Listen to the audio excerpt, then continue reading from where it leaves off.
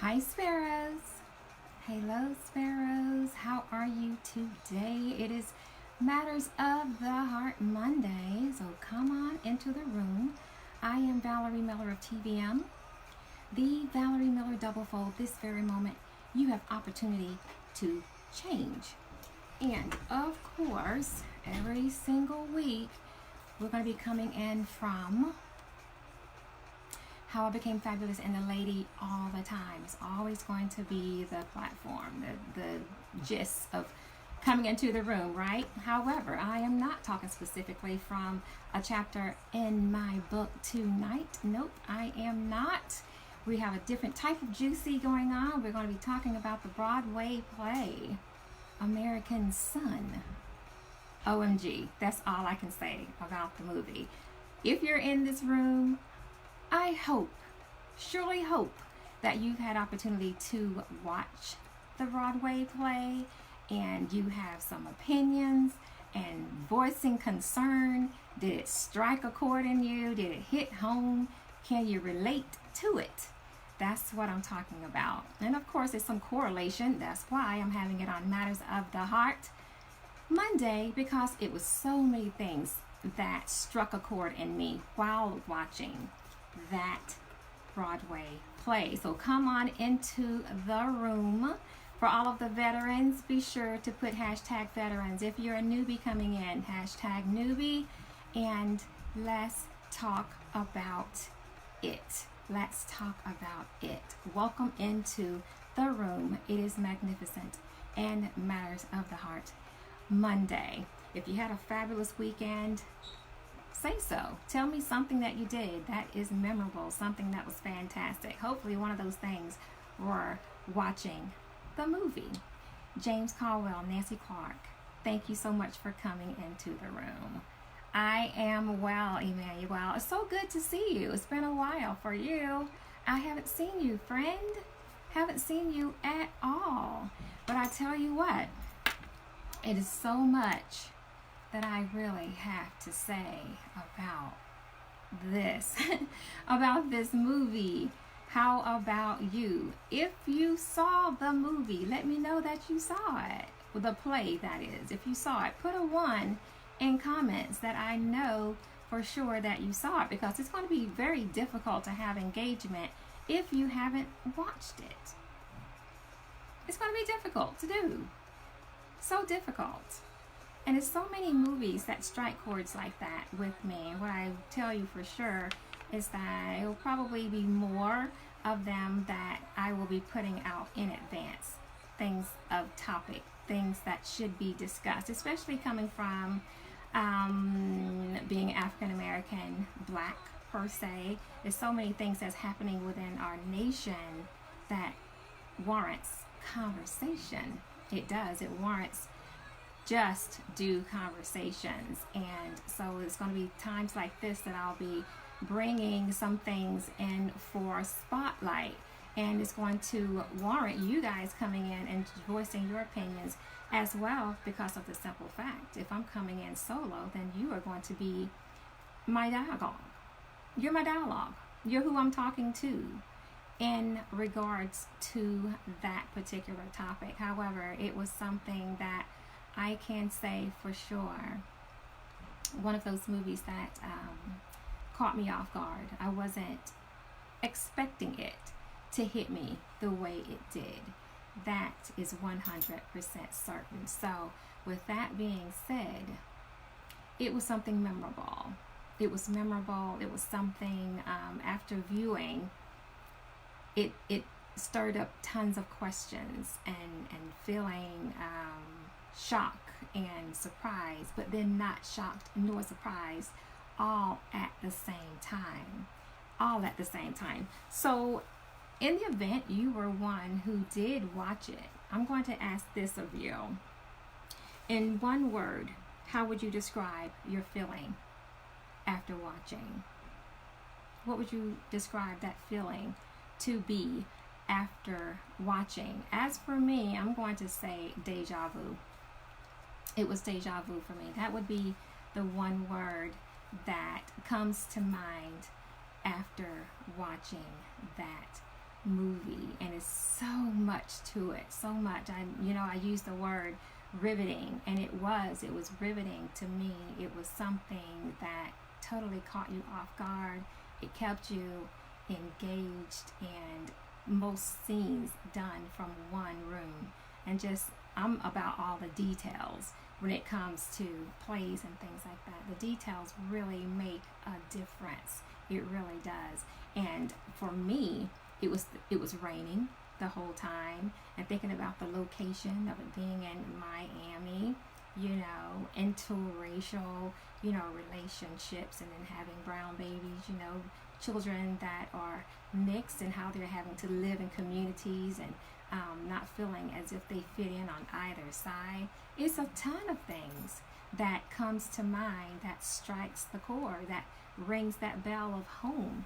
You may have a son, you may have, or daughter, you may have someone that comes to mind that correlates with what you viewed while watching this particular Broadway play.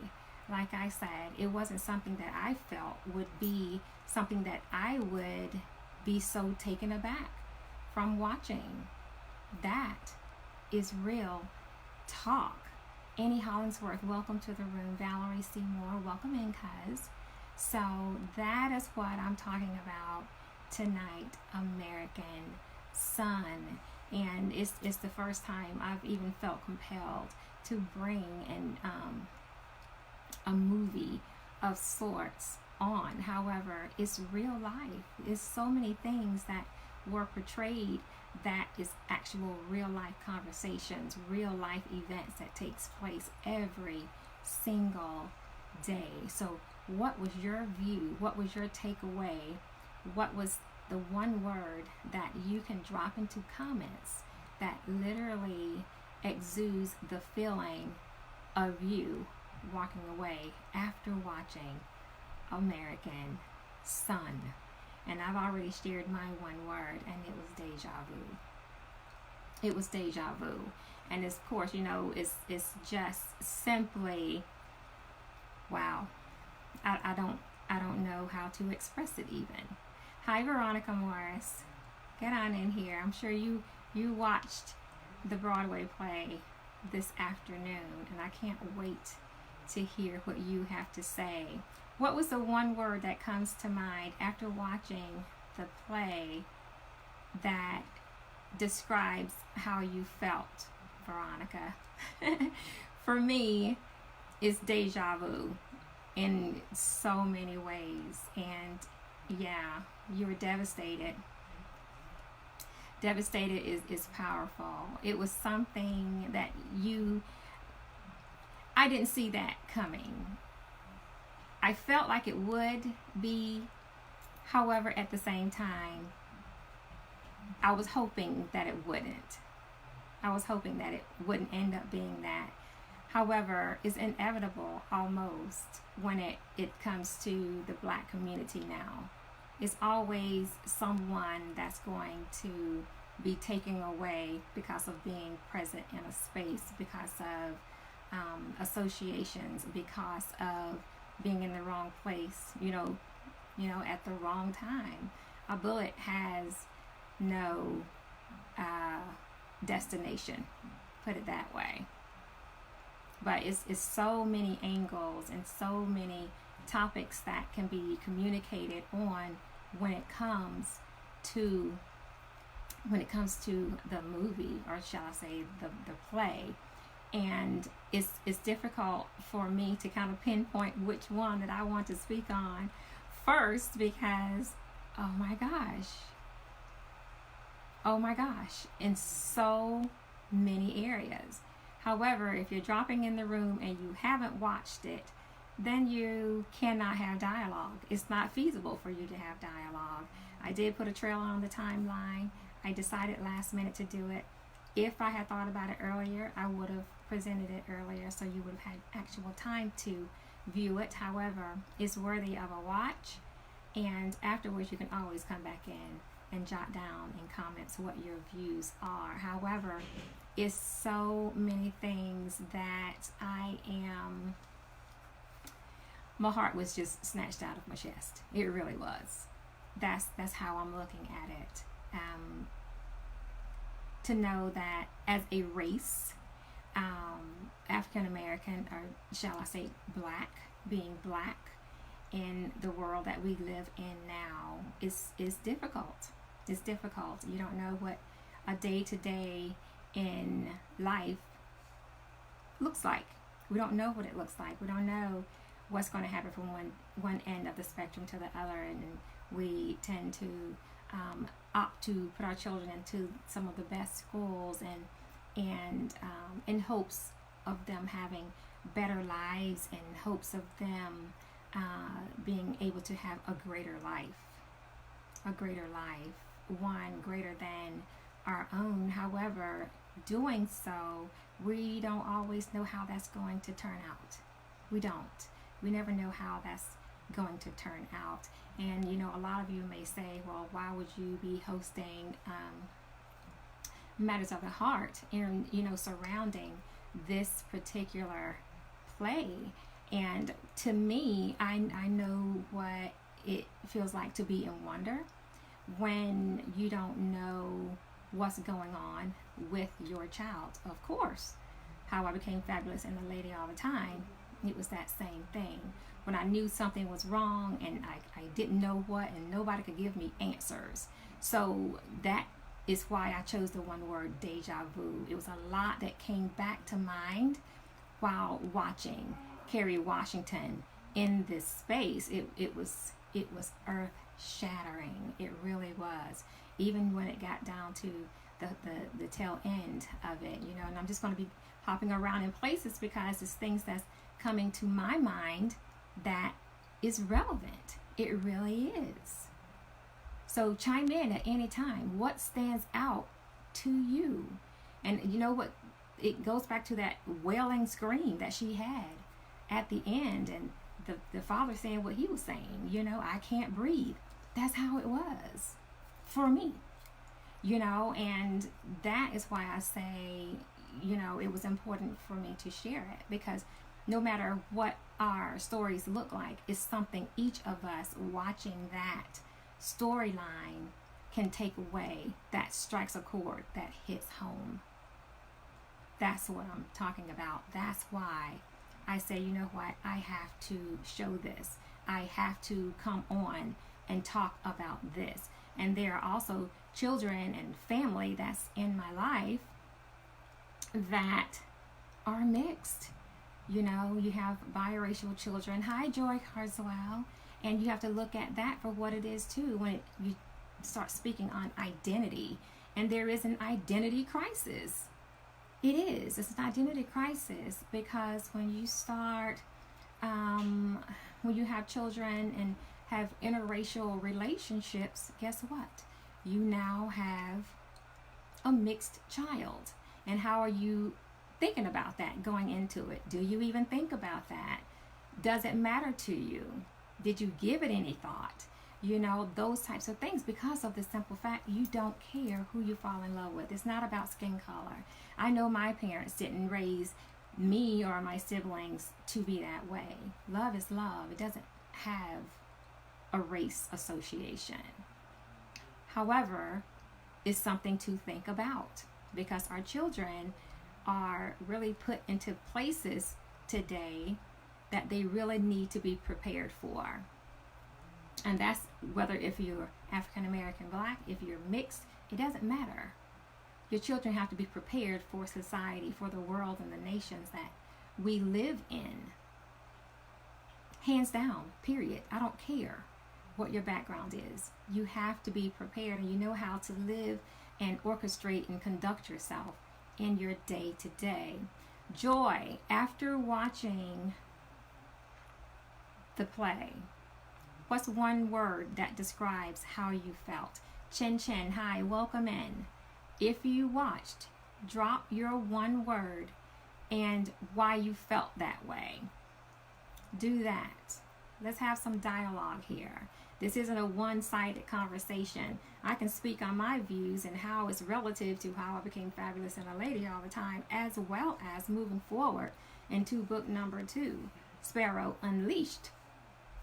I'm talking about identity in my book too, and how important your identity is, and knowing who you are and how to live in your everyday because of your identity, because of your name is so profound.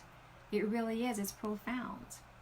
Book 2, talking about that, utilizing my name and the meaning of my name. So watching this play, as I said, struck a chord. It hit home. It's relevant to what's happening in society today. It's so relevant. So, what is it with you, Joy? Veronica Morris, you're saying we have to prepare our children. I had a round table with the girls about the play. #awareness. Yes, you have to have conversations at home. If you're not having conversations at home, they're going to get their information on the streets. They're going to turn to their friends. They're going to turn to the neighborhood. They're going to turn to individuals who truly cannot give them the answers that they're seeking. Because if you're not helping them answer the questions that they have, they could end up in the same predicament as Jamal. Jamal wasn't even viewed. They didn't show him one time. However, he was the number one character. Number one character. Most important character in the entire play. And it was all about description of how the mother described him, what the officer thought could possibly be of him. He never met him. It's just his idea of what a black boy would look like. The assumptions.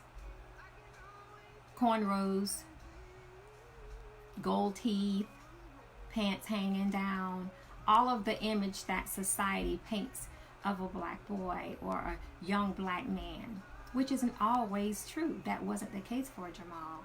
Jamal was going through an awareness. He was going through an awakening because he realized that society viewed him as black. And Kendra's character, Kerry Washington's character, brought that point out. If you really paid close attention, it was so many things and topics that were brought up. So to be raised with the most pristine and amazing schools, going and doing all of that and spending so much money on sending your child to the best schools, however, then he has the realization that he's black and he's been treated as a black man on the streets. Shocking. So Jamal went through an awakening, realizing he was seen as black, not from his white heritage. Joy, you're saying even the assumptions between the mother and the black cop about each other. It was. At one time, Kendra called the lieutenant an Uncle Tom. She did. She called him an Uncle Tom, not realizing she married a Caucasian man. How can you call someone else Uncle Tom? You can't. You're married to a Caucasian man.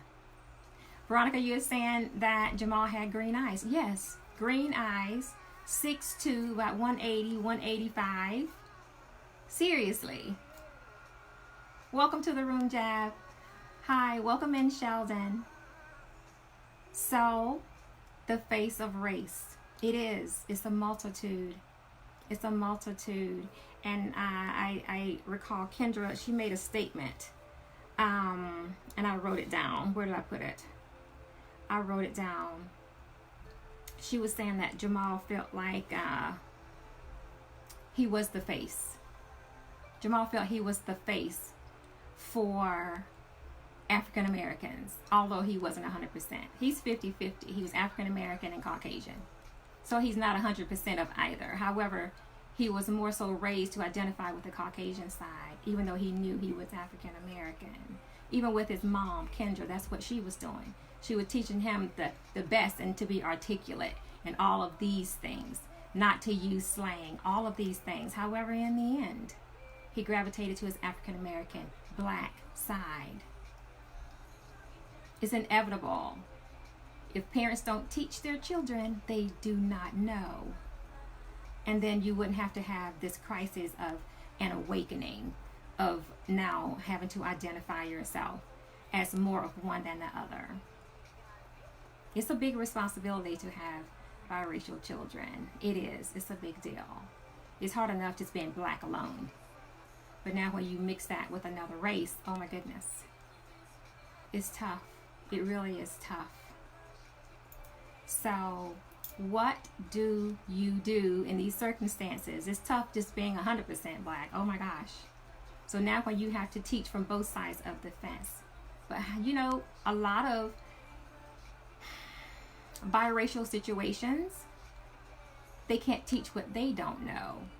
It takes family, it takes association, it takes a community, a village to be able to teach this to just a child or children. And it put some, I won't say fear, but it really opened my eyes broader watching this Broadway play because of nieces and nephews that I have. This is the world they live in every day.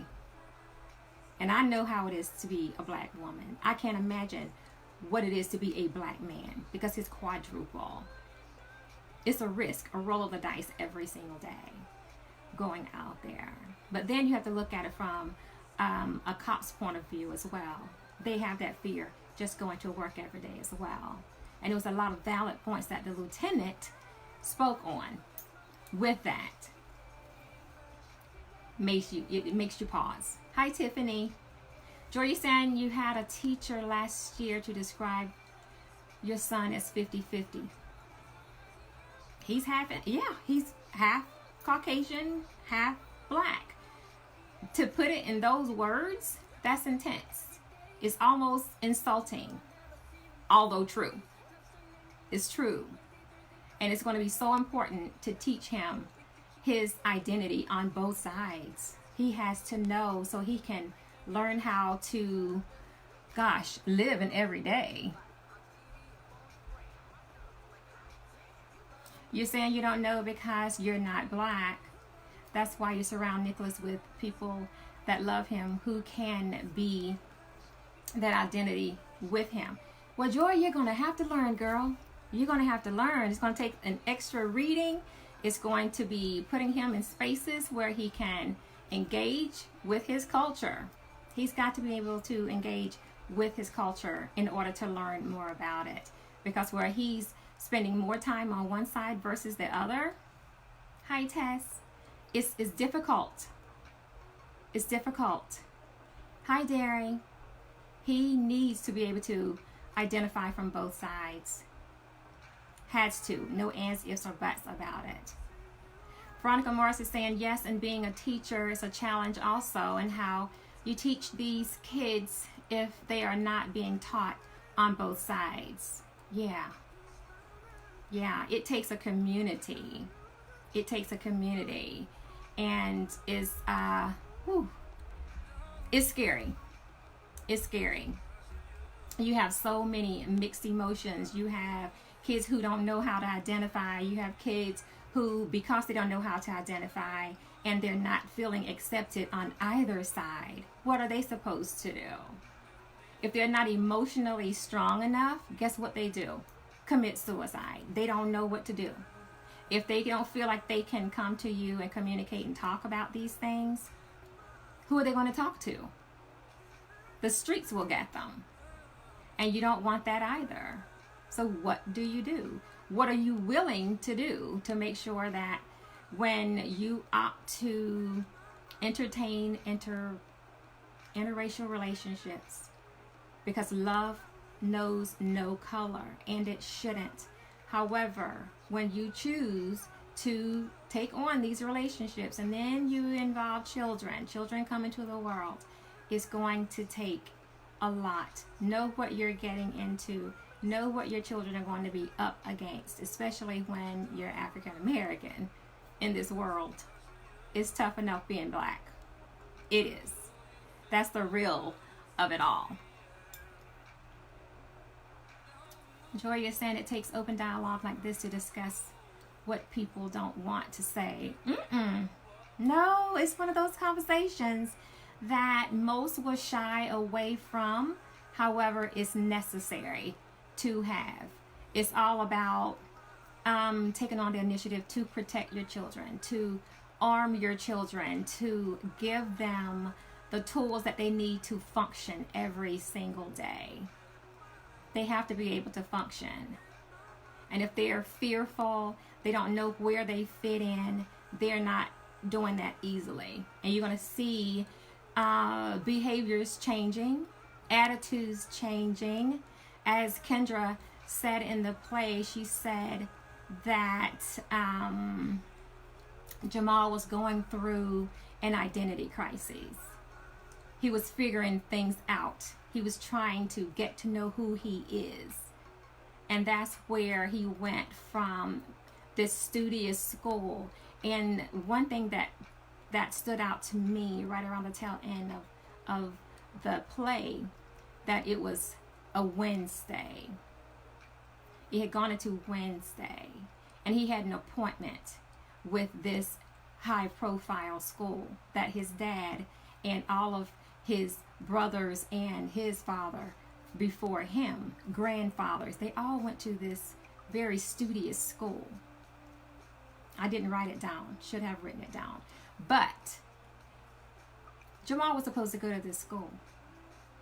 Jamal had an awakening, realizing that he was different. He was only one of three African Americans in a school of over 400 students. He was the third. The other was a guy and a girl, and they were in a relationship. So many points were shared. So many points were shared. This is every day. Every day. You're having to make decisions. Why am I the only person that stands out? Being an African American woman, there have been jobs I've been on, there have been clubs I've been in, there have been spaces I've been in and invited to where I show up and I'm the only black woman there. I'm the only one there. And you look around and you're so hopeful and excited when you see somebody else that looks like you. That's a conversation within itself. And I'll take it a step further. Living in New England some years ago, it was that one thing. It was that one thing. You're constantly looking for people that look like you. It's all about identifying and feeling hopeful and feeling that love, that camaraderie, that space of safety. It's something about seeing someone that looks like you, that gives you comfort, that gives you peace and protection. But when you can't identify anywhere you go, nobody looks like you, that's a problem. That's a problem because you're seeking it. So how did you feel, all Sparrows that's now dropping into the room, after watching the Broadway play American Son? What's the one word that describes your feeling walking away from that show? I was out of the box. Numb. Like I said, my one word was deja vu. The one part in the movie that really hit my soul the toughest was when they got the news. And I remember, that's why I'm bringing it on to this show. I remember being by myself and in a doctor's office, my doctor's office, and my nurse is giving me a sonogram, and she has this look on her face. Nicholas's heart is no longer beating, right? She couldn't tell me. She said, you know what, Valerie, I'm going to step away for a minute. I'm going to go and get the doctor. He's about to come in and he's going to take a look. I knew like that. I knew something wasn't right. But then guess what? When the doctor came in, he had that same look and he had to tell me Nicholas was gone. When Kerry Washington screamed that scream, that wail, it's not a scream or a holler, it's a wail. It comes from a place that you never know that you would have such a holler or emotion so powerful and strong within you. That is what resonated with me the most when I learned my son was gone. He was gone and I never had the opportunity to say hello. I never had the opportunity to say goodbye. when you have a child that's taken away from you like that and there's no closure, that's what resonated with me. So I'm sure by all of you watching is something that pinpoints throughout this movie that stands out. That's why my one word was deja vu. It was deja vu. So many things struck a chord in me. Having nieces and nephews that are biracial, having family that has interracial relationships, having, coming from African American Black heritage. It's so much in it. Veronica Morris, it's an emotion that you cannot begin to express. There is no description. There is no description for that type of loss. And you're hopeful, but if in the back of your mind, you know something's not right. You know it's a chance. With Kendra, she knew, she was remembering so many details about her son. Even there were happy moments when they laughed with her husband Scott. There were happy moments with them laughing, remembering the good times when they met for the first time. Why he chose her over other Caucasian women. What was that about? She had him explain that. She talked about how when it was a thunderstorm, if you notice the scene of the room, it was raining the whole time. It was just rain, rain, rain. And this is just between 8 o'clock at night and 4 or 5 a.m. the very next day. It was only so many hours. How children are affected, when a parent leaves the home, not knowing how to identify that. Most people don't put that into thought when separation takes place. So many things that comes from it. Veronica, she felt it starting with the dreams. Yeah, it was dreams that she thought about. And even with Jamal, all of a sudden he started going to church with his mom and grandmom. Key things that took place. His dad didn't understand that. He said, what was that BS about? And I was like, ooh, no, he didn't. No, he didn't. But it's those types of things that stands out the most. What struck your chord? What was it about it that hit you the hardest? And how she would wake up every night. That's right, Veronica. She couldn't sleep. She hadn't slept. She said she didn't remember the last time she had a decent night's rest. Because anytime Jamal wasn't home, she was worried about him coming back home. What was going to happen while he was out on the streets? He was a good boy. He did everything right. Fabulous grades, went to the best schools. But then he started going through an identity crisis. Hi, Kevin Raddick. What do you do? So in order for him to learn more about himself, he went to the worst side of town so he could have some form of identification.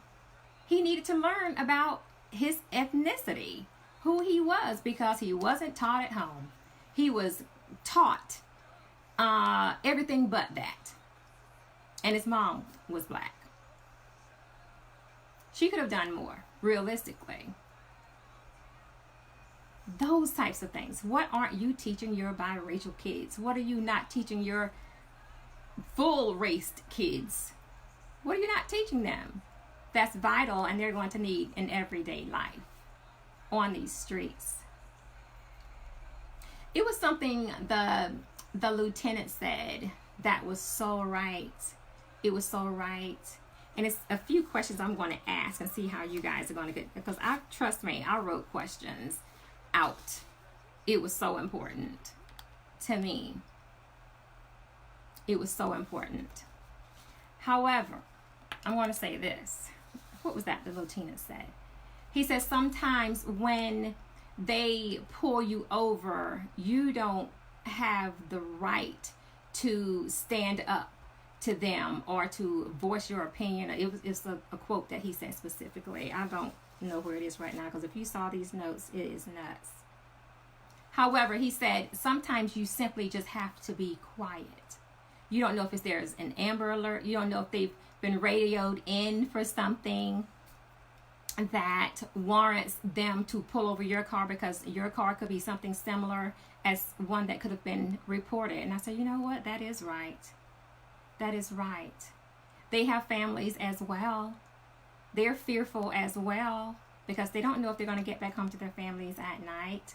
So it's not a win-win on either side. It's fear on both sides. The question is, why is the fear there, and what is going to be done about it within society? You know, Tiffany Williams, things happening with other black boys in the news. It's a ton of things happening with our young men that's growing up. He said, be quiet and listen. Sometimes that is a fact. Sometimes, and it's not all black women. It's not that. You're not just going to narrow it down to a black woman always having to be upset or having to be voiceful about something. Absolutely not true. You have to look at the structure of this dynamic. This is a woman, so happened to be a black woman, who had questions about her son. She has received bits and pieces from an officer who was not nice, who was not accommodating, who was very cocky and out of line in a multitude of ways. He was so far out of line. And even with me looking at that, he should have been a little more understanding if he could have put himself in her shoes, knowing the situation of things, how society is today. It don't take a whole lot to unravel to a shooting, which there was a shooting and a ricochet. Someone being in a place they normally wouldn't be, however, having an identity crisis, seeking themselves, having an awakening, searching for answers that he could have easily gotten at home. Put him on the streets at an hour that he normally wouldn't be out, and it took his life. Because a bullet has no destination. It's just going to hit wherever it hits. Heart-wrenching. I watched the movie 3 times, and I took something different every single time. Every single time. Frankie Sullivan, hi.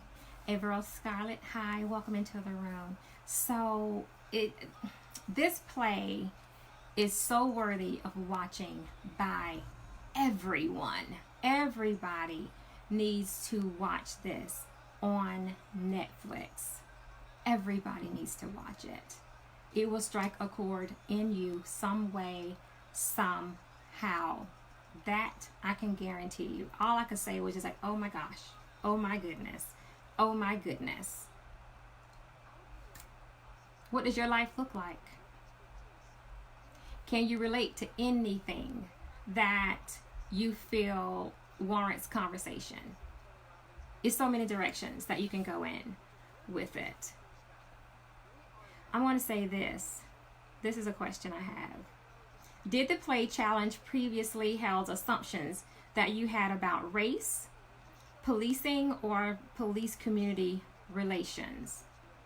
Like I said, with the officer was way out of line. Even though he had some understanding in spaces. But I felt, even when he was delivering information to her, I've never seen an officer sit down to deliver news on a case. I've never seen that. So that stood out to me because the lieutenant never did. He never sat. An authority figure stands. Who sits down? Veronica Mars, I was shocked when he had a conversation with Jamal's dad, not knowing that was his dad. Yeah, and the words he used to describe Kendra. Yeah, he called her the B word. And she went from zero to ghetto in a second. That's what he said. Like, wow, this is a mother who doesn't know where her child is. This is a mother who knows how tough it is in America and the world having a black son. This is a mother who knows that her son is going through an identity crisis and trying to learn as much about himself. This is a son that's also dealing with the fact that his mother left his black mother for a Caucasian woman. So there is so many angles to this that is absolutely nuts. everybody needs to watch this Broadway play. Everybody should. No one is exempt at all. I mean, you have to pray over African Americans every single day. I pray for everybody. No one race is greater than the other. Definitely not. All in capital letters. All lives matter. We are all one under God. His children, period. Love each other as we desire to be loved. Close your eyes and don't see color. That's how my mom and dad raised us. We don't see color. Love is love. Date who you want. Love who you want. Just be prepared for what you're up against as a couple, and be even extra careful and prepare yourself that much more when you have children. So they are prepared in society. So they're not having to go out and seek answers in places that's going to have them in a space where they could die. These types of things. Prepare yourself. Don't go in blind with rose-colored glasses. No, you need to be prepared. Myself personally, probably dated every shade under the rainbow because I don't see color. When you like someone, when you're attracted to someone, color doesn't matter as far as I'm concerned. It doesn't. Race does not matter. Just live your life and know how to live in it accordingly. Because there's a consequence to every action and every choice. There is that. It's hands down. Great play. I'm going to ask this. See if you guys remember it. How do Kendra's desperate attempts to contact her son demonstrate her fears about raising a black boy in the United States? Who has sons, African American sons? I have my nephews. I have my great nephews that I think about, constantly praying over every time they go somewhere. Not just them, but my nieces also. How prepared are you? What do you teach your sons and your daughters when it comes to being out and independent on your own in the event they should be pulled over by an authority, by a police officer? What are you teaching them how to act in these spaces? Are you teaching them to voice their opinion as if they're a greater authority? You work for me. Is that the attitude that you're teaching your kids to say to law enforcement? I sure hope not. Respect goes both ways. Even though you may have a little concern, they may have concern. It's always your one split second from a situation every time. So what are you teaching your children? How to act in these spaces that's going to keep them alive. And that's what the lieutenant said. I did write that down. He said, he told Kendra, he said, teach our black boys how to shut up and survival as a black man when pulled over by the cops. At the end of the day, it's about getting through the stop and getting home safely, going home alive rather than dying. Something taking place that's going to take you out of here. The most important thing is living, not just the fact of being pulled over. It just could be something that is warranted. It could be something that they received a call for. Everybody's not out to get you. It's not. That's what you see on TV. There's a lot that happens in communities. Respect that. Be mindful of where you are, where you live, the dynamics of that. How can you make a different choice to change your dynamic, to change your outcome? And I'm not saying go from one extreme like Kendra and Scott did, from one dynamic to the other, because the lieutenant also said that she was literally living the American dream. What does the true American dream look like to you? Because it's not the same for everybody. That is a fact. It most certainly is not. So what are your thoughts? What was the most riveting thing that stood out to you? What was that thing that made you gasp? To go through that whole hour and a half of a play that's based in this one room with the rain continuing to fall and so many thoughts and conversations taking place, only a few characters. 4 characters shown. 5 of mentions, including Jamal, who they never showed. I'm exhausted talking about it now. I'm exhausted talking about it. However, reality is just that. It's reality.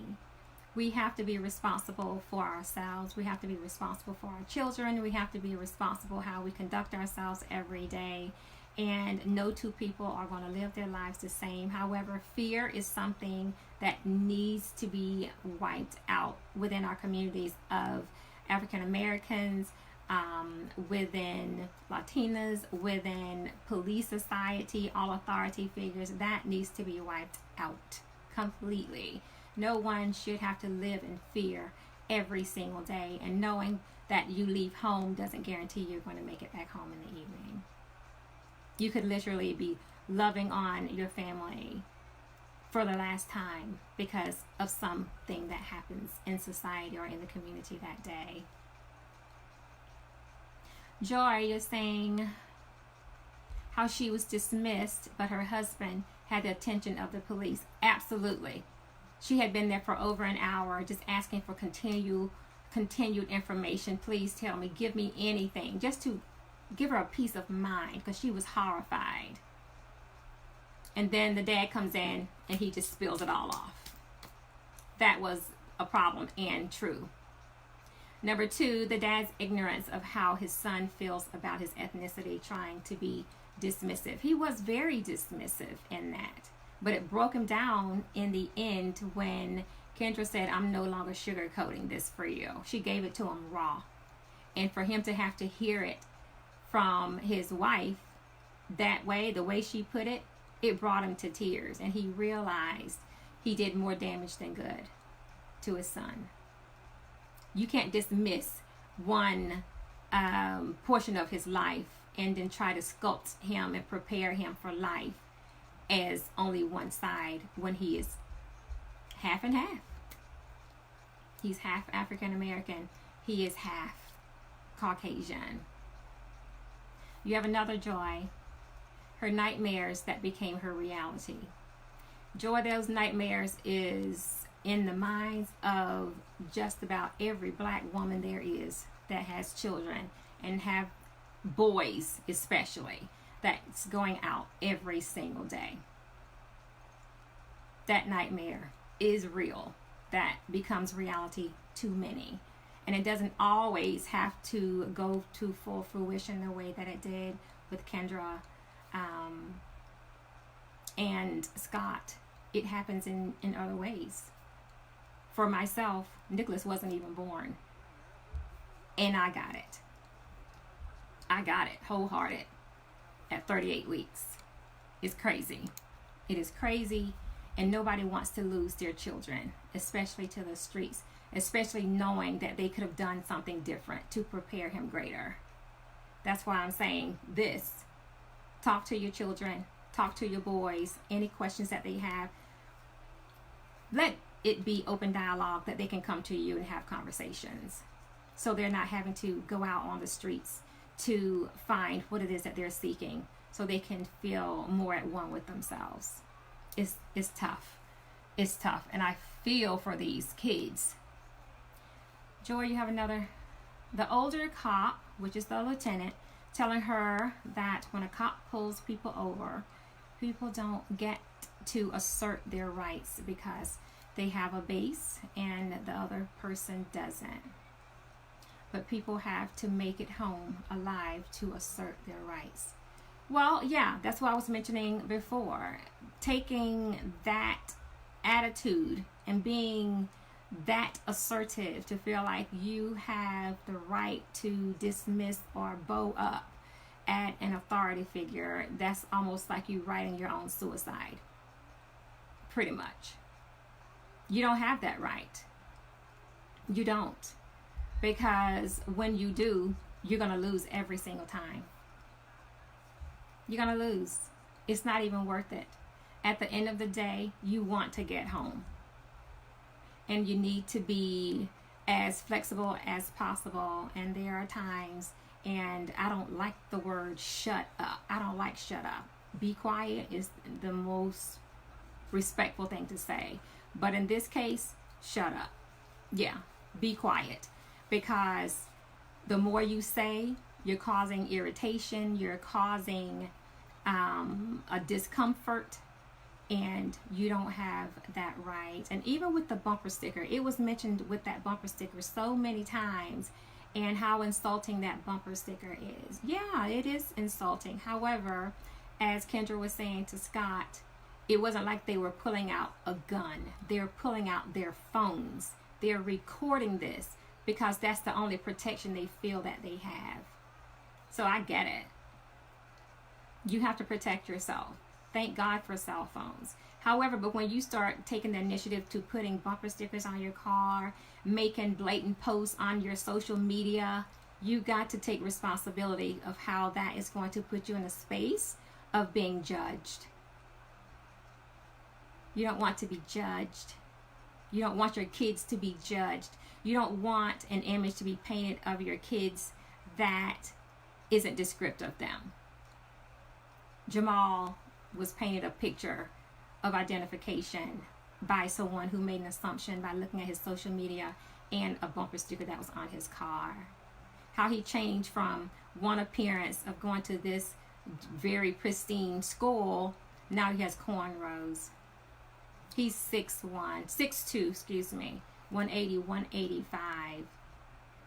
Nothing but a brain walking around. Very educated, very articulate, but you couldn't tell by looking at him because he was seeking something that mom and dad didn't give him. He basically wanted to identify with himself, and it got him killed. Another thing Tiffany and I were talking about, that our parents and people that are close to us always say, when they give you a car, your transportation, the one thing, I can't speak for any other race but African American, black family is going to say, don't you let anybody else drive your car. Nobody drives that car. Do not let your friends drive it. I better not find out you're letting somebody drive that car. Jamal allowed someone to drive his car that was in a sketchy neighborhood, and they bought some marijuana. They were seen, this particular person had a warrant. All of the things that stacks against and set yourself up for being pulled over. Nuts. Association can kill you. Looking for identification, looking for yourself, is ways of going about that. Start with your parents. If your parents aren't giving it to you, reach out to your grandparents, reach out to your aunties and uncles, cousins, friends within your village that look like you. That's where your answers can be given. Hi, Auntie Sharon. Hi, Twana, Sheila. Get the answers from places of the people that love you, from the people who want you protected, from the people who want you safe, from the people that has your back. Not someone that look like you, who doesn't care about you, that put you in positions that's going to have your last moments on earth in a space that you're not even conditioned to be in. But that's how you're remembered. That's not even who you are. All because you're seeking to have clarity of self. It's heartbreaking. It is heartbreaking. However, it's happening every single day. Every single day.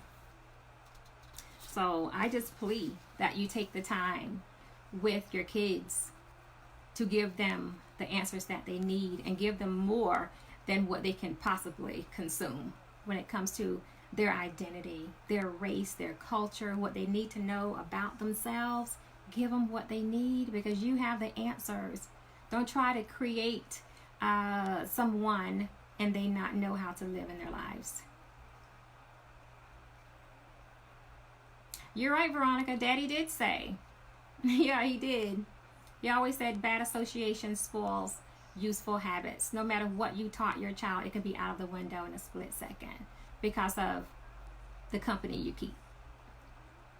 All of a sudden, Jamal's parents did not know any of those other two guys that he were hanging out with in the middle of the night, getting pulled over at 2:15 in the morning or 2 whatever it was. He was dead before 4 a.m. He left home at 8 o'clock the night prior. And he was supposed to be going off to this very elite school the very next day. He died on the day he was supposed to go.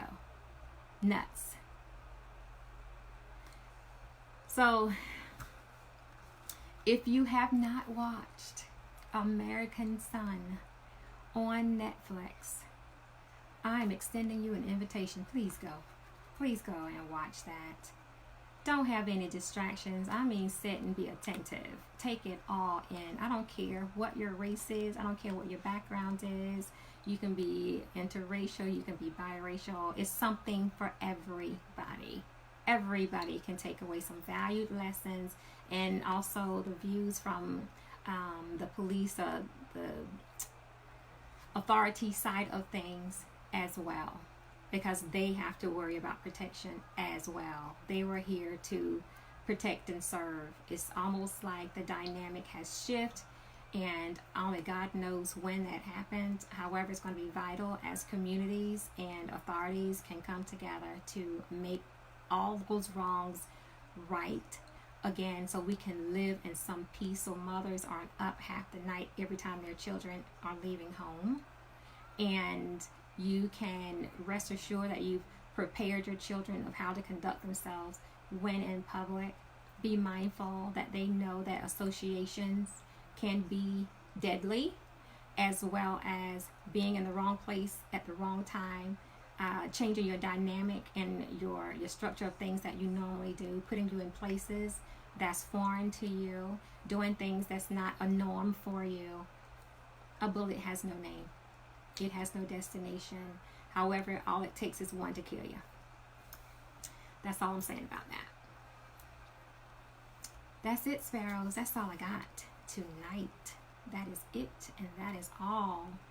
And I don't think there's any other comments that I need to respond to. However, thank you for coming in. Thank you for engaging. Thank you for participating in this dialogue tonight. And it is a first that I've utilized a play, but it was so tugging at my heart from the moment that I watched it. My gasp was like, you know what? I've got to bring this to the Sparrows. I've got to talk about this, because it's so much that we see on TV every day. The news is horrifying. It's horrifying to the point I don't even watch it. I don't like watching the news because there's so much bad that's displayed. And one of the reasons why this platform is also to bring about awareness, to bring some good news sometime, and some awareness to where we can have better and more comfortable lives. Good has to come from the bad. You've got to find the great that's in every terrible situation. It's always good in it. It's something to learn. It's something that we can do or change to make greater. And we need to do that together. We need to commit to doing these things together as a race, the human race,